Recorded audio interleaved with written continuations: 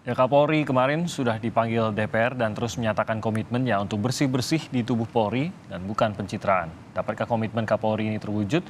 Bagaimana wakil rakyat melihat kinerja Polri menyusul kasus pembunuhan berencana terhadap Brigadir Yosua yang masih terus bergulir dan salah satu tersangkanya adalah mantan Kadif Propam Polri Verdi Sambo. Hari ini pula rencananya sidang kode etik Sambo akan digelar dan kami akan membahas bagaimana pembenahan di kepolisian ini akan bisa terjadi dan benar-benar bukan hanya sebuah slogan saja. Kami akan membahasnya, sudah bergabung secara daring bersama kami staf ahli Kapolri Irjen Purnawirawan Arianto Sutadi. Selamat pagi Pak Arianto. Terima kasih sudah bergabung dan juga ada Direktur Jaringan Moderat Indonesia Pak Islah Bahrawi. Selamat pagi Pak Islah. Selamat pagi, Mas Timothy. Terima kasih sudah bergabung. Dan nanti juga akan bergabung bersama kami adalah anggota Komisi 3 DPR RI, Pak Arteria Dahlan. Namun saat ini kita masih menunggu Pak Arteria untuk bergabung bersama kami. Saya bahas dulu bersama Pak Islah dan juga Pak Arianto. Pak Arianto, kemarin kita sudah mendengar cukup panjang kemarin Komisi 3 atau rapat dengar pendapat bersama Komisi 3 DPR RI.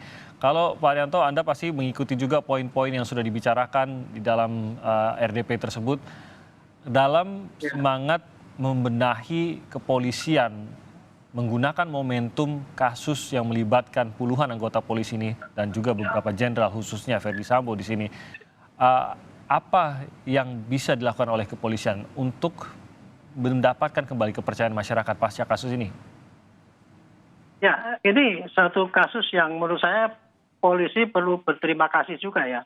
Karena dengan adanya kasus ini kemudian jadi terbangun dari tidurnya selama ini bahwa ternyata di belakang itu masih di belakang polisi yang dibangun dengan baik selama ini katanya citranya baik, tetapi ternyata ada kelemahan yang sangat besar gitu. Dan ini sangat mencoreng ya polisi karena kejadian ini kok sampai terjadi separah itu gitu.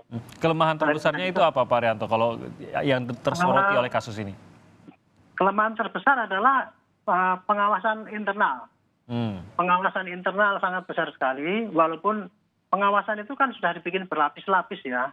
Ada kode etik, ada disiplin, ada pengawasan atasan, ada irwasum. Tetapi itu kan cuma tertulis di dalam suatu konsep yang detail, tetapi pelaksanaannya kan ternyata kurang efektif. Terbukti ada sampai jabatan tertinggi kok bisa sampai berbuat gitu ya.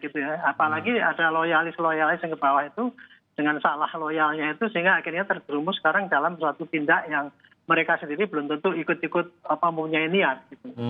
Nah ini saya kira ini momen-momen terbagus bagi polisi untuk merancang kembali bagaimana caranya untuk agar pengawasan internal itu tidak hanya tertulis tapi bisa diterapkan dengan cara baik.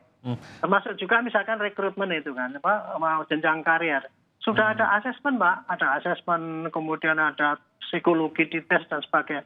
Tetapi kenyataannya kan ada yang kebobolan itu sampai segitu ternyata gitu. Ini titik Pak Arianto, Anda menyebutnya titik kelemahan, tapi sebenarnya bukan karena lemahnya pengawasan. Jadi bukan lemahnya pengawasan, tapi justru tidak efektif, tidak dilaksanakan gitu. Jadi bukan lemah, tapi memang tidak dilaksanakan atau tidak ada kemauan atau apa sebenarnya Pak Arianto? Kurang efektif Pak pelaksanaannya. Jadi kurang efektif misalnya begini, ada pelanggaran yang mestinya ditindak kadang-kadang terlewatkan. Kan kemudian terpilih-pilih itu tindakannya, kemudian tidak ditindak secara tegas, tidak transparan. Akibatnya kan kalau tindakan tidak transparan itu kan yang lain tidak tahu kalau kayak gitu ditindak untuk internal sendiri ya, ataupun untuk publik bahwa seakan-akan kan banyak pelanggaran tapi tidak terpublikasikan gitu. Jadi itu kelemahan ini yang mengakibatkan banyak yang terlena. Nah, diantaranya kemarin itu kan dibuka dengan satu peristiwa yang segitu parahnya gitu, baru kita tahu, waduh, ternyata ini harus dirombak total ini bagaimana cara pengawasan itu yang baik itu. Oke, jadi itu kurang lebih salah satu faktor itu. Jadi benar tapi seperti faktor lain juga faktor eksternal Pak. Pengawasan eksternal sekarang polisi kan sangat lemah sekarang Pak. Adanya kan cuma dari DPR. Dari Komnas HAM, dari Kompolnas, Ombudsman, gitu kan, dan masyarakat. Masyarakat sudah kritis, tapi Kompolnas sendiri sebagai lembaga yang pengawas polisi itu tidak punya gigi sekarang ini kan. Kewenangannya ada tapi tidak punya kewenangan untuk melaksanakan kewenangannya itu. Contoh, Kompolnas kan itu hanya memberikan saran ya, keluhan-keluhan dari masyarakat, kemudian sebagian dari polisi untuk diperbaiki gitu. Nah, tapi karena Kompolnas tidak punya kewenangan apa-apa, misalnya menegur ataupun mengusulkan pejabat untuk dicopot dan sebagainya, akhirnya masukan dari Kompolnas kebanyakan selama ini kan tidak itu diperhatikan oleh polisi. Hanya sebatas rekomendasi begitu ya, jadi tidak nggak ada ototnya lah begitu istilahnya untuk menggerakkan atau memperbaiki. Ya, itu antara lain ya, masih banyak lagi faktor pengawasan yang lemah. Oke, baik.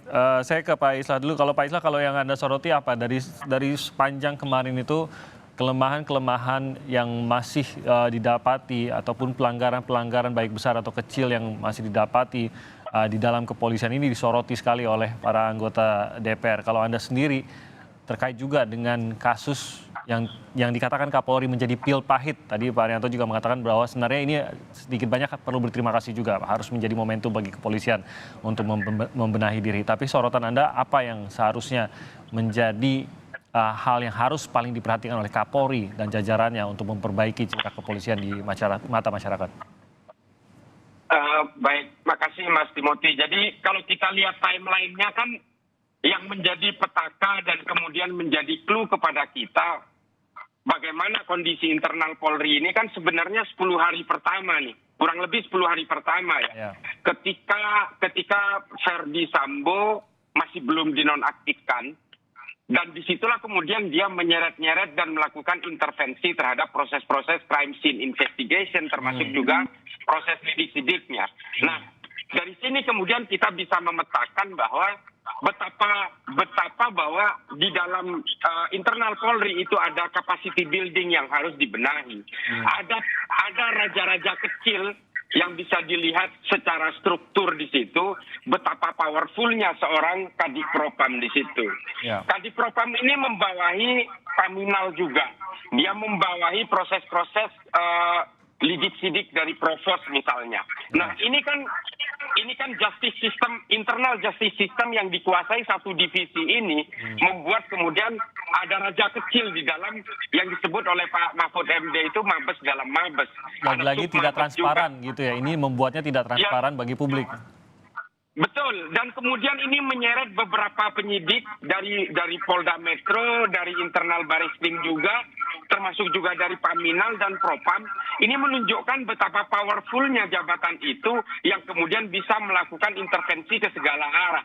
Nah, titik pembenahan internal Polri ini di sini. Ini persoalan capacity building, ada sistem pengawasan juga yang harus dibenahi, dan ini kalau tidak diselesaikan, ini akan terus menjadi sambu-sambu berikutnya.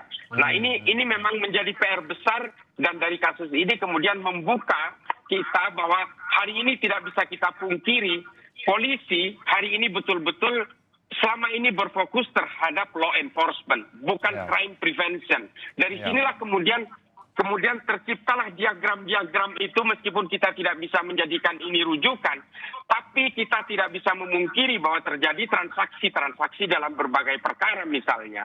Sudah terbukti dan sudah inkrah kasus-kasus yang sejenis ini, tapi ini kemudian menjadi PR yang sangat komprehensif, menjadi koreksi, ada corrective action yang diperlukan di dalam internal Polri secara menyeluruh, Mas Timothy. Oke, baik Pak Islah. Bang Arteria Dahlan sudah bergabung bersama kami. Selamat pagi, Bang Arteria.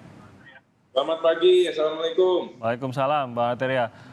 Saya mau tahu, setelah pertemuan panjang kemarin rapat dengan pendapat dengan Kapolri, sudah puaskah semua pertanyaan Bang Arteria tanyakan, sudah puaskah dengan jawaban Kapolri?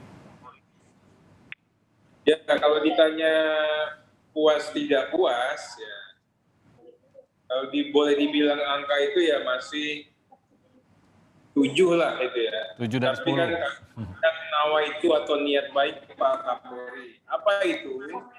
Pertama, Pak Kapolri siap menghadapi forum kemarin. Ya. Jadi terkait dengan permintaan informasi kronologis kejadian perkara.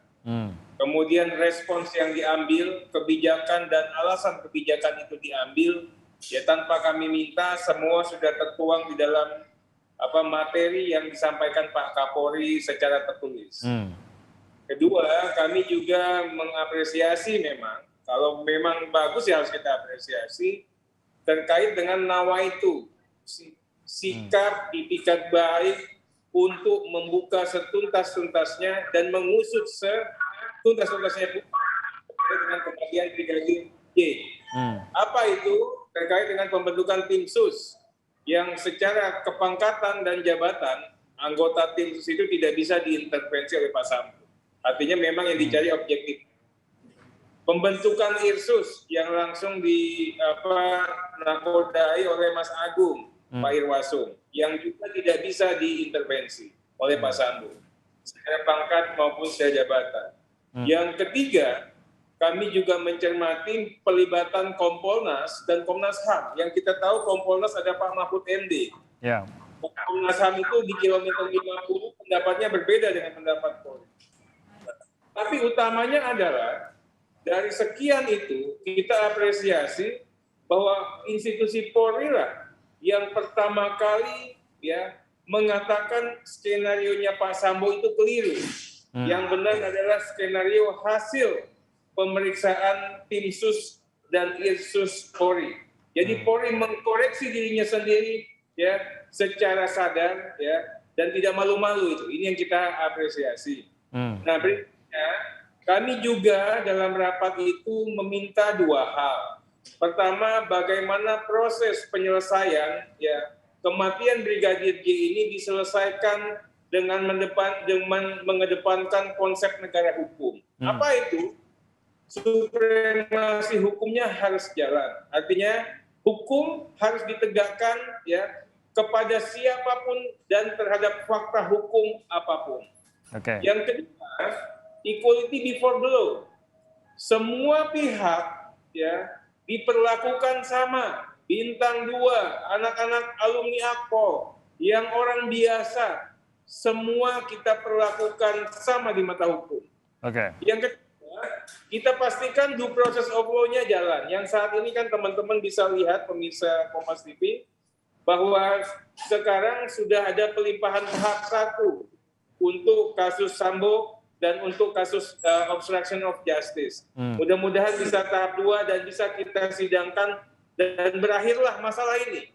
Nah, tapi kan ingatkan Pak Kapolri, motif walaupun secara konteks hukum acara pidana sudah tidak dibutuhkan mengingat sudah ada pengakuan tersangka sepenuhnya menundukkan diri atas hukum, tapi bagi publik motif ini perlu.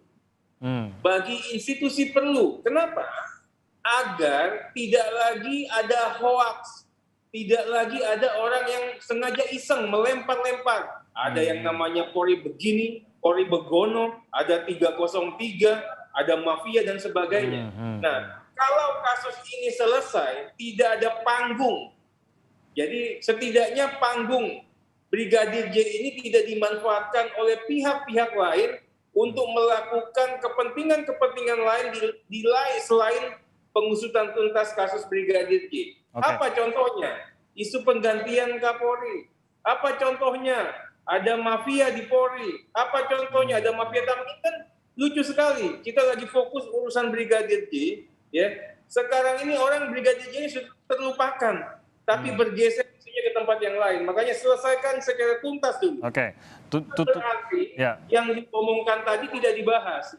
Kita akan bahas secara cermat di forum yang berbeda. Sehingga memang sangat proporsional dan kita bisa jelaskan secara pasti duduk perkaranya. Jadi tuntas buat Anda termasuk juga menjelaskan motif tadi ya, alasan mengapa sampai terjadi pembunuhan. Sehingga harus terjawab juga bagi Anda, apakah ada motivasi dari sisi mungkin itu tadi bisnis-bisnis di luar hukumnya dan lain-lain. Ini semua harus terjawab juga, tidak hanya menjawab apapun siapa itu pembunuh Brigadir J begitu. Apapun itu ya. Dan apakah ini kan karena tidak ada kepastian bahwa ini akan dilakukan sebenarnya Mbak Arteria. Apakah menurut Anda ini akan menjadi kunci untuk mengembalikan juga kepercayaan kepada kepolisian ataukah ya ini sekedar keingintahuan masyarakat saja atau lebih besar dari itu sebenarnya? Ya jelas, ini kan sekarang ini sudah mulai kelihatan bagaimana penggiringan opini bagaimana penyesatan informasi hadir secara halal, ya. Ini harus kita koreksi. Kita harus juga mengedukasi semua pihak untuk menghadirkan fakta yang akurat disertai bukti dan saksi-saksi. Nah, untuk menghindari kejadian penyesatan informasi, ya, ini perlu kepastian satu tafsir, satu keterangan dari institusi yang berwenang, yaitu institusi Polri. Jadi kita juga harus tahu Brigadir J itu meninggalnya karena apa? Dibunuhnya itu karena apa? Kenapa jadi harus sampai mati begitu maksudnya ya? Ada cinta segitiga, segi empat. Di samping cinta segi empat ternyata Brigadir J itu mungkin bagian daripada apa-apa. Kemudian juga ada ya bisnis-bisnis haram dan sebagainya. Ini yang harus juga kita pilah dan pilih. Pak Kapolri wajib hukumnya untuk berani memilah dan memilih mana yang voice, mana yang noise. Yang voice lakukanlah dalam konteks penerapan negara hukum. Yang noise lakukan juga. Itu disikat. Bagaimana dengan orang-orang yang selama ini menyebarkan berita hoax dan sebagainya. Baik. Apapun itu kita juga harus mengedepankan asas praduga tak bersalah. Apapun itu kami ini kenapa sangat hati-hati mengatakan pendapat? Karena kami sangat tahu. Nah, karena kami sangat tahunya, kami juga khawatir nanti apabila informasi yang ada di sini tidak sesuai dengan yang sebenarnya ditemukan oleh tim sus terkait dengan motif itu tentunya akan memberikan konsekuensi hukum yang berbeda pula. Ini yang makanya kita mencermati fakta. Baik, Bang Arteria. Kita akan jeda sebentar. Kami akan kembali lagi dengan perbincangan lanjutannya usai jeda berikut ini.